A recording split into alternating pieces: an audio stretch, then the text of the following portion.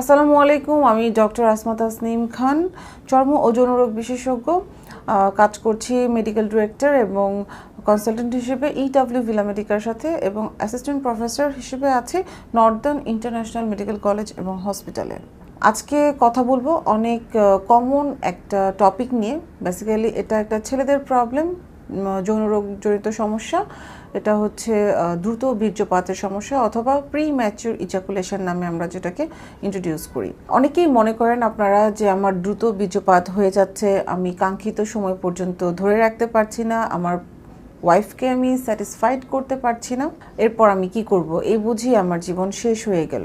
কখন এটাকে আমরা আসলে ডিজিজ হিসেবে নিব, দ্যাট মিনস কতটা সময় পর্যন্ত আপনি ধরে রাখতে পারছেন সেটা একটা ব্যাপার, এবং কতটা দিন ধরে আপনার এই ধরনের প্রবলেমটা চলছে সেটাকে আসলে বুঝতে হবে। তাহলে আপনি বুঝতে পারবেন এটা আপনার দ্রুত বীর্যপাতজনিত সমস্যা নাকি অন্য কিছু। এই ধরনের সমস্যাগুলো যদি আপনার 6 মাস বা 6 মাসের অধিকতর সময় ধরে চলতে থাকে তাহলে এটাকে প্রিম্যাচিউর ইজাকুলেশন বলা যাবে। কিছু ব্যাপার বলে নিতে চাই। অনেকেই আছেন যারা আপনারা একটা লম্বা সময় পর পর দেখা যায় যে ইন্টারকোর্সের জন্য মিলিত হচ্ছেন, সেই ক্ষেত্রে কিন্তু প্রথমবার যখন আপনি মিলিত হচ্ছেন সেই ক্ষেত্রে আপনার দ্রুত বীর্যপাত হতেই পারে। অনেকেই আছেন যারা হয়তো বা স্ত্রী থেকে কিছুটা দূরে থাকেন, কাজের খাতিরে বা অন্যান্য কোনো কারণে হয়তো এক একজন এক এক শহরে থাকেন। সেই ক্ষেত্রে একটা সময় পরপর একটা হয়তো 2 সপ্তাহ বা 1 মাস পরপর আপনি আপনার সঙ্গিনীর সাথে মিলিত হচ্ছেন। সেই ক্ষেত্রে দেখা যেতে পারে যে আপনি যখনই আপনার সঙ্গিনীর কাছে যাচ্ছেন সেই ক্ষেত্রে কিন্তু প্রথমবার বা দ্বিতীয়বার পর্যন্ত আপনার এই ধরনের দ্রুত বীর্যপাতের মতো সমস্যাগুলো হতে পারে। কিংবা এমন হতে পারে যে আপনি মনের ভিতরে অনেক ধরনের এক্সাইটমেন্ট তৈরি হচ্ছে, আপনি আপনার সঙ্গিনীর সাথে আজকে রাত্রে মিলিত হবেন, এটা নিয়ে আপনি বিভিন্ন ধরনের কল্পনা করছেন, বিভিন্ন ধরনের প্ল্যানিং করছেন, এক্সাইটমেন্ট ফিল করছেন আপনার মধ্যে। সো যখনই আপনি রাত্রেবেলা যখন আপনার সঙ্গিনীর কাছে যে মিলিত হলেন তখনই দেখা গেল যে আপনি নিজেকে স্যাটিসফাইড করার আগে বা আপনার ওয়াইফকে স্যাটিসফাইড করার আগে আপনার বীর্যপাত হয়ে যাচ্ছে। সো এই ধরনের জিনিসগুলো কিন্তু আমরা অনেক ক্ষেত্রেই নোটিস করি। এখন কথা হচ্ছে যে এটা কতটা সময় ধরে আপনার চলছে। এই ধরনের দ্রুত বীর্যপাতের সমস্যা যদি আপনার 6 মাসের অধিকতর সময় ধরে চলতে থাকে তাহলে এটাকে আমরা প্রবলেম হিসেবে ধরে নিব। এছাড়া অনেকগুলো কারণ কিন্তু আছে দ্রুত বীর্যপাত হওয়ার। প্রথমেই যেমন আমি বললাম যে ওভার এক্সাইটমেন্ট, প্ল্যানিং, এই জিনিসগুলো কিন্তু একটা কারণ হতে পারে।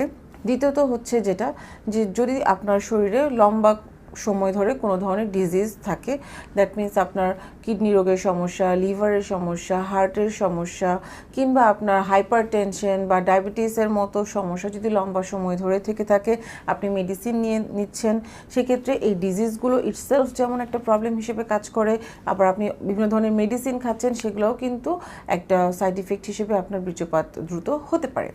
সেকেন্ড যেটা বলবো, যদি প্রিভিয়াসলি আপনার সেক্সুয়াল অ্যাসল্টের কোনো ধরনের হিস্ট্রি থাকে, অপ্রাপ্ত বয়সে যদি কেউ সেক্সুয়াল ইন্টারকোর্স শুরু করে থাকেন, এগুলোও কিন্তু অনেক বড় কারণ হিসেবে আমরা ধরে নিচ্ছি। এছাড়াও দেখা যায় যে আপনার যৌনাঙ্গে যদি কোনো ধরনের ইনফেকশন বা ইনফ্লামেশন থেকে থাকে, বিভিন্ন ধরনের ভাইরাস বা ব্যাকটেরিয়াল বা ফাঙ্গাল প্রদাহ থেকে থাকে, সেক্ষেত্রে কিন্তু দ্রুত বীর্যপাত হতে পারে, কারণ এগুলো আপনি যখন ইন্টারকোর্সে মিলিত হবেন তখন ব্যথা অনুভূত হওয়ার কারণে এই ধরনের প্রবলেমগুলো হয়। সো যে কারণেই হোক না কেন, ট্রিটমেন্টটা আসলে ইম্পর্ট্যান্ট। যুগ যুগ ধরে কিন্তু এই ধরনের প্রবলেমগুলো ট্রিটমেন্ট চলে আসছে, বাট আমি আজকে কথা বলবো আপনাদেরকে সাথে অ্যাডভান্স যে ট্রিটমেন্টগুলো আছে সেগুলো নিয়ে। যখন আমার কাছে পেশেন্টরা আসেন আমি সাধারণত কিছু ইনভেস্টিগেশনস করিয়ে নিই, দেখার জন্য তার হরমোনাল ইমব্যালেন্স আছে কিনা, কোনো ধরনের কোনো ব্লক আছে কিনা।